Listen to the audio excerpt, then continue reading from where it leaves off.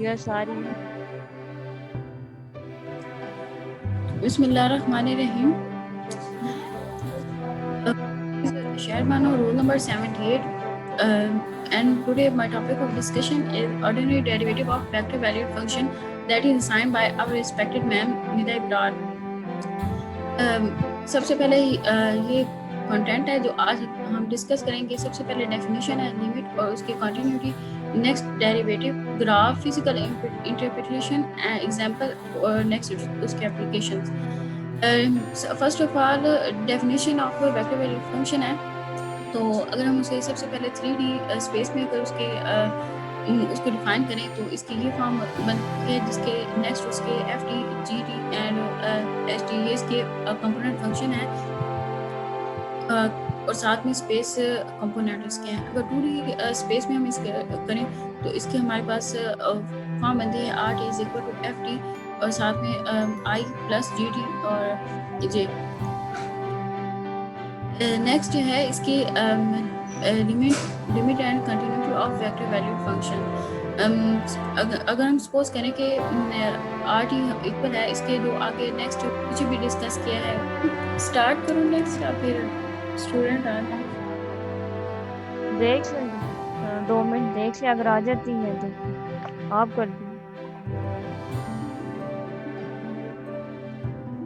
शहर आप स्टार्ट करो। Okay ma'am.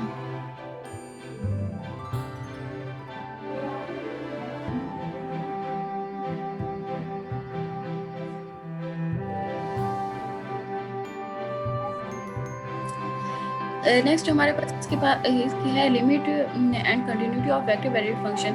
अगर हम सपोज करें जैसे कि हमने पीछे भी किया था कि आर टी जो उसके आगे कंपोनेंट फंक्शन होंगे F T, G T, H G, इसमें से हम कोई भी ले सकते हैं। तो the limit of R T as T approaches to A is given by next इसकी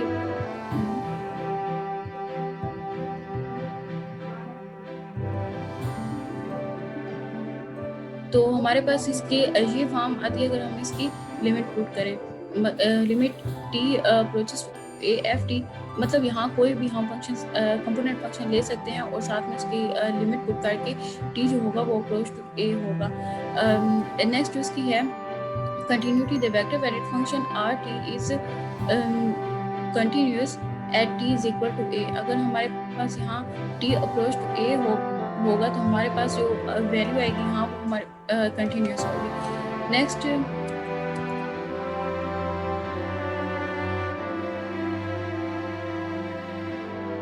हमारे पास है derivative of vector valued functions. तो the derivative of vector r t, the derivative r, इसका हम जो हमने पीछे सपोज किया था आर टी हमारे पास जो वेक्टर हमारे पास कंपोनेंट था, तो the vector value function R T is defined as T R D is equal to derivative of T. तो हमारे पास इसके आगे नेक्स्ट ये फॉर्म इसकी आती है। हमारे पास लिमिट जब हम पुट कर देते हैं तो ये हमारे पास इसके नेक्स्ट आगे ग्राफ है, उससे आपको मज़ीद मतलब ये समझ आ जाएगी किस तरह से हमारे पास फॉर्म आती है। तो फर्स्ट ऑफ ऑल हम यहाँ डिस्कस कर लेते हैं ये कि डेरिवेटिव किस तरह से लेना है। तो the vector r T is called tangent vector. जो हमारे पास सिर्फ जस्ट हमारे पास अगर आर टी कंपोनेंट फंक्शन है उसका अगर डेरिवेटिव नहीं तो उसे टेंजेंट वेक्टर भी कहते हैं और to the curve defined by R. तो नेक्स्ट ये हमारे पास सिंपल वेक्टर विदाउट डेरिवेटिव जो हमारे पास कंपोनेंट आते हैं तो उनके अगर डेरिवेटिव लें तो वो डिफरेंशियल फंक्शंस हमारे पास होंगे। और उसके जो नेक्स्ट ये कंपोनेंट हमारे पास जैसे पहले कंपोनेंट फंक्शन थे डिफरेंशिएटिंग कंपोनेंट फंक्शंस हमारे पास होंगे। नेक्स्ट हमारे पास ये ग्राफ है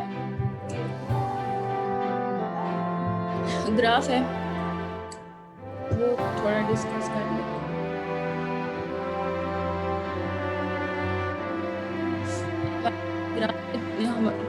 दो पॉइंट लिए हैं, तो ये हमारे पास ये कर्व है जिसके ऊपर हमने 2 पॉइंट लिए हैं P एंड Q। इसके ये आर टी जो डेरिवेटिव जो आर टी हमने लिए ये हमारे पास टेंजेंट लाइन के ऊपर होगा जो कि पोजीशन वेक्टर भी कहलाता है। नेक्स्ट हमारे पास इस ये लाइन आर टी और इस तरह से आगे हमने जो कंपोनेंट फंक्शन उनके लिए तो इस तरह से ये हमारे पास आता है। एच जो होता है वो approach is equal to zero first of all नहीं होता, तो उसके हमारे पास जो डायरेक्शन होगी वो हमारे पास सेम होगी, लेकिन अगर वो अप्रोचेस टू जीरो हो जाए तो हमारे पास जो approaches the vector r T, तो a vector that lie on tangent line, तो ये अगर हमारे पास अप्रोचेस टू जीरो करेगा h, तो तो ये टेंजेंट लाइन के ऊपर जो हमारे पास पॉइंट आता है आर टी इसके इक्वल होगा। जैसे कि यहाँ नीचे भी लिखा हुआ है vector that lies on the tangent line of the point P which is called vector RT, the tangent vector of the curve C as defined by the vector equation at P.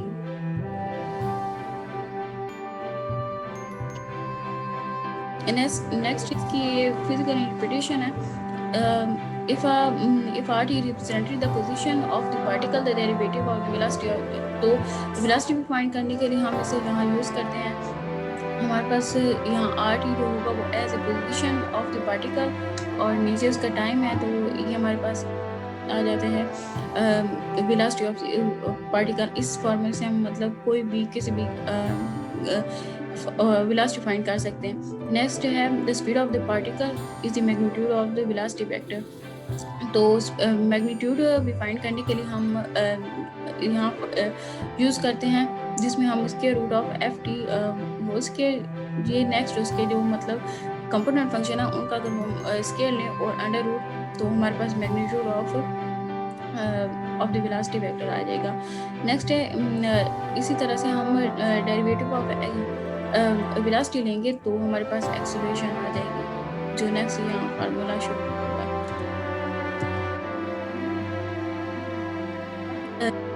इसकी example है हमारे पास एक function उन्होंने यहाँ दिया हुआ है R T is equal to log in natural log of B 3t + 1 और T square at T is equal to 1।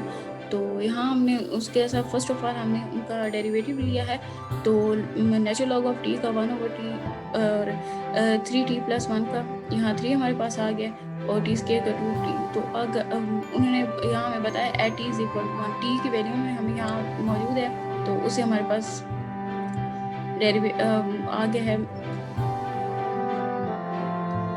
T की वैल्यू जब हमने यहाँ पुट कर दी है तो हमारे पास नेक्स्ट जो है पैरामीटर वैल्यू आ गई। नेक्स्ट हमारे पास एक और एग्जांपल है और फंक्शन भी यहाँ मौजूद है, लेकिन पीछे जैसे क्वेश्चन में था कि उन्होंने टी की वैल्यू हमें यहाँ दी हुई थी, लेकिन यहाँ नहीं है। तो फर्स्ट ऑफ ऑल है हमारे पास डिफरेंशिएट द फॉलोइंग फंक्शन यहाँ उन्होंने हमें दिया है R T is equal to sine T square comma 4t square minus T. तो नेक्स्ट जिसका सोल्यूशन है यहाँ दिया हुआ है वो take each derivative of component of the function. तो यहाँ हमने उसका डेरिवेटिव लिया, तो सेपरेटली लिया ताकि आसानी रहे। तो साइन टी स्क्वायर का कॉस टी स्क्वायर और नेक्स्ट उसका मज़ीद टी स्क्वायर का डेरिवेटिव, तो ये हमारे पास वैल्यू आ गई है। नेक्स्ट जहाँ जो 4t स्क्वायर माइनस टी है उसकी नेक्स्ट जो हमने डेरिवेटिव लिया, तो नेक्स्ट हमारे पास वेक्टर वैल्यू फंक्शन जो है उसके हमारे पास जो आंसर है वो आ गया है। नेक्स्ट हमारे पास इसकी कुछ एप्लीकेशन है। Vector value functions allows you to express the position of a point in a multiple dimension within a single function। मतलब जैसे पीछे उन्हें हमें सिंगल फंक्शंस दिए हुए थे तो उसकी वेक्टर वैल्यूज हमने फाइंड किए एग्जांपल्स में। इसी तरह से हम मज़ीद और भी फाइंड कर सकते हैं। और नेक्स्ट इसकी this can be expressed in infinite number of dimensions but are most often expressed in 2 or 3। हम मतलब बहुत सी डायमेंशन में फाइंड कर सकते हैं, लेकिन यूजुअली हम 2 डायमेंशन में और 3 में फाइंड करते हैं। जैसे कि सबसे पहले हमने डेफिनेशन में 3D और 2D में फार्मूला उसका था, और हमने वहाँ नेक्स्ट एग्जांपल में 3D हमने किया था फाइंड। तो इस तरह से हम कर सकते हैं। That's my presentation. Any question?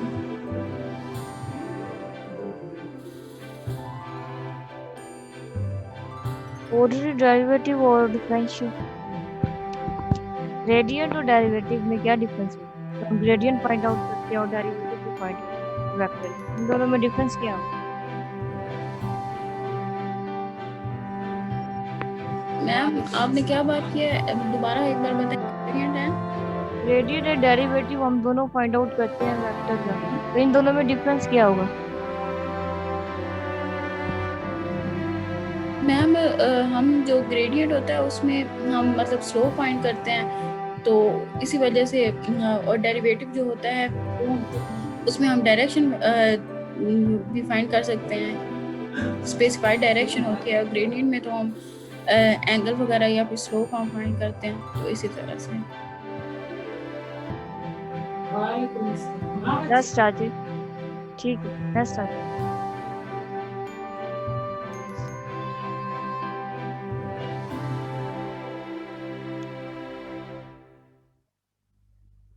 मदिया तो बसो